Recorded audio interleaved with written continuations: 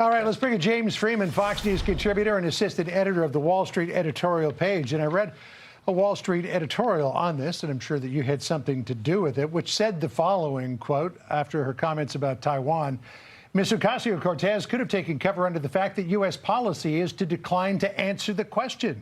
But that would require understanding the concept of strategic ambiguity toward the island of 23 million free people. You would think if she did months of preparation for this, that somebody would have said, by the way, the longstanding policy toward Taiwan is strategic ambiguity, regardless of what Joe Biden said a couple of years ago. I mean, how do you miss that? Yeah. Yeah, and also we should point out there may be strategic ambiguity for long historical reasons. There is no moral ambiguity. When she tells the New York Times that all of these mistakes took away from attention on her message, a lot of her message was against authoritarianism and for democracy. Well, there is no more stark difference in the world right now between authoritarianism and democracy than looking at those two governments on either side of the Taiwan Strait. You have a repressive thug communist dictatorship in Beijing and a free people in Taiwan. And so if that was what she intended and she wanted to talk about those issues, they gave her the softball to address it. And obviously, we saw the response. Her swing was not perfect.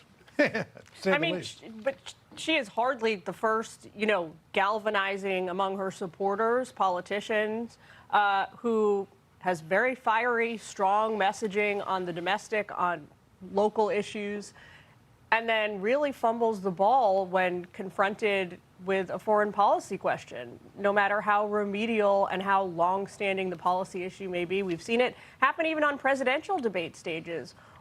Why do you think some politicians struggle so mightily to get a grasp on, the lay of the land on the global stage? Yeah, you were mentioning, I think Bill was mentioning, years apparently spent studying this. I think a normal person might ask, the flight to Munich is 8 hours from D.C. Couldn't you have spent some of that time kind of brushing up on some of these issues?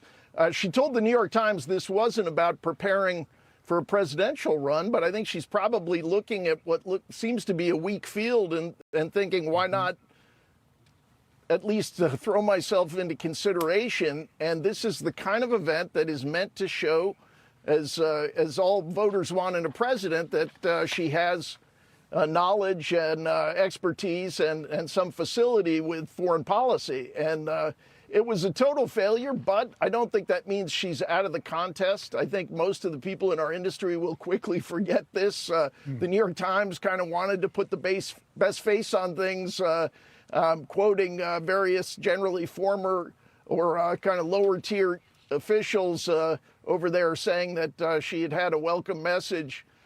Interestingly, she talked about a lot of the leaders she met with to kind of build up the importance of her visit, but none of them would talk to the New York Times. So this is a big whiff for her as she tries to define herself for 28, but I don't think it's fatal, unfortunately, to her candidacy. I mean, she just decided to go over there. And when I heard that she was going to the Munich Security Conference, I thought, well, she's only going for one reason, and that's to try to burnish her foreign policy chops ahead of a potential run for 2028.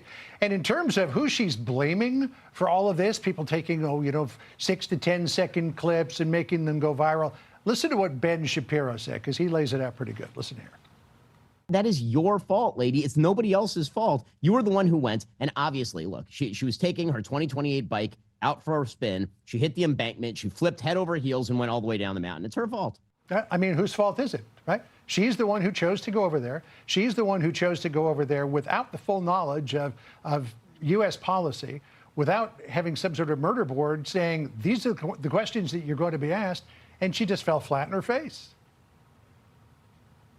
Well, honestly, it could have been worse if she had actually had a knowledgeable or coherent answer, given that she was also over there with a lot of anti-business rhetoric.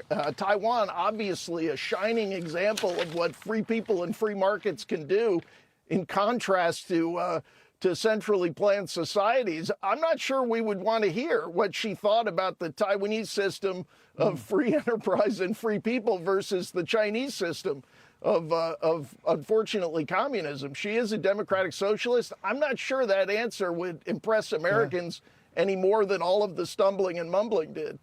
Well, to your point, here's what she said about the conference itself. She said it was an elite place of decision makers that, frankly, are not responsive to class-based message.